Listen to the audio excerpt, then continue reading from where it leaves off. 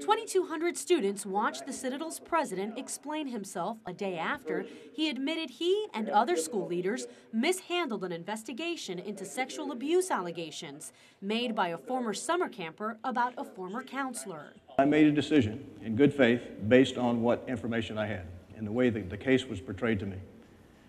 When I had new information, I made another decision.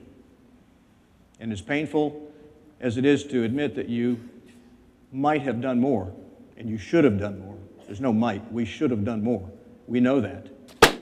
The speech coming a day after the Citadel's president authorized the release of all documents relating to the case. The claims against Skip Reville by one alleged victim, a former camper, were detailed in a nearly 200-page document from a 2007 interview with the Citadel's general counsel, Mark Bradenberg.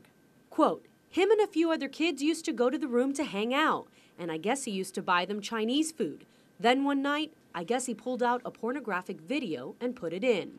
The former camper goes on to describe alleged sexual activity that happened in the room, but he says Reville never touched him. It's one piece of the puzzle in the Citadel's delve into what happened in 2002. The investigators' notes, scribbled almost illegibly, portray other interviews. Notes include, quote, "Skip would shower with campers."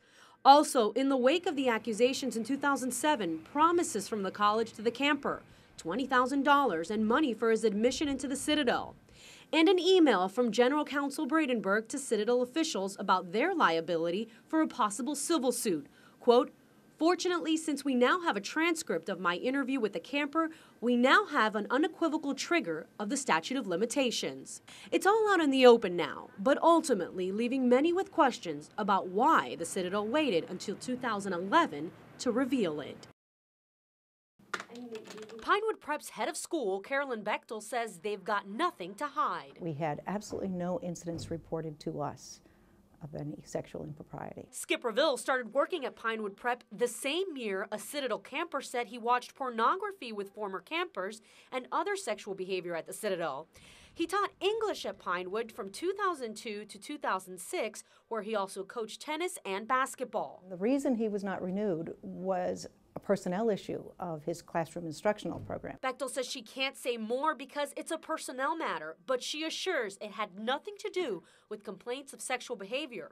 Wednesday, attorneys representing 5 families of Reville's alleged victims sent this letter to Pinewood. It's pretty routine when you have a suspicion that somebody may have information that could be pertinent to a claim to say, how about not throwing anything away? It's a request Pinewood's head plans on honoring while she works to maintain the integrity of the school. I have been in contact with all of our parents, and we shared the statement with them and offered that my door is always open.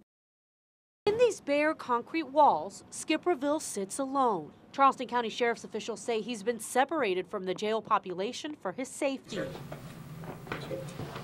Wednesday, Reville appeared through a bond court monitor, his head shaven since his last appearance 2 weeks ago. He is very sorrowful, but I have been meeting with him regularly discussing the case. His lawyer, Craig Jones, says Reville is still cooperating with police and identifying victims for authorities. The majority have come from Reville. Reville is accused of molesting about a dozen teenage boys. So far, he's only been officially charged by Mount Pleasant Police.